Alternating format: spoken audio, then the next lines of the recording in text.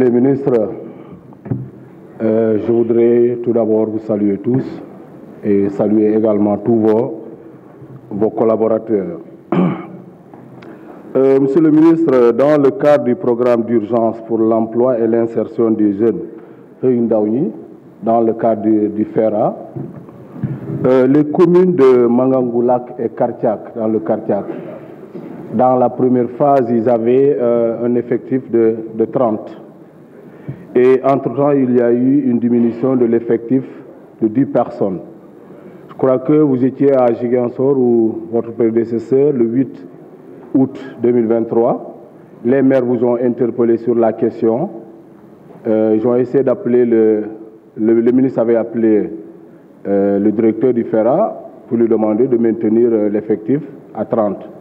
Malheureusement, il constate qu'il y a une diminution de 10 agents. Monsieur le ministre, on parle beaucoup de l'état civil. Moi, je n'abonde pas dans le cadre des audiences foraines. Moi, je pense qu'il faut plutôt encourager les déclarations à la naissance.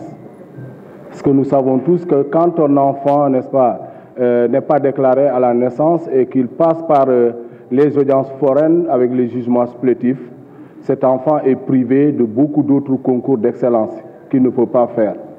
Donc je crois qu'il y a lieu de travailler dans ce sens-là pour que les déclarations à la naissance soient effectives. Monsieur le ministre, dans le cadre de la lutte contre les inondations, votre département avait le programme décennal de lutte contre les inondations qui s'étendait de 2012 à 2022. Et c'est un montant de l'ordre de 766 milliards.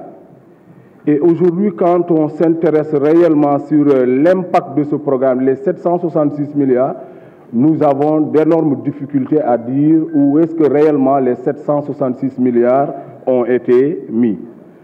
Et aujourd'hui, vous êtes dans le cadre du projet de gestion des eaux pluviales et d'adaptation au changement climatique, projet 2.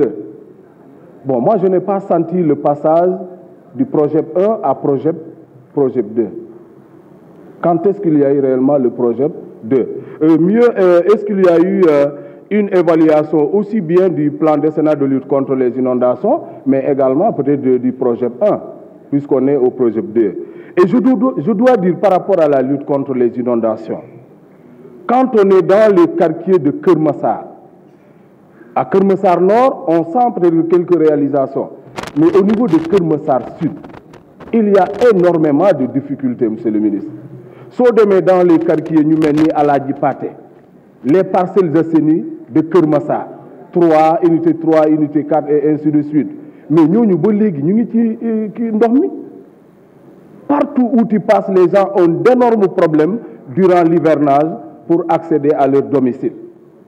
Alors que l'État injecte énormément d'argent dans ce secteur-là. Pour dire vrai, monsieur le ministre, moi je suis fortement intéressé par la question de la gestion des inondations de 2012 à nos jours. Et si réellement il y a des évaluations qui ont été faites sur ces différents programmes dont je viens d'énumérer tout à l'heure, nous sommes fortement intéressés.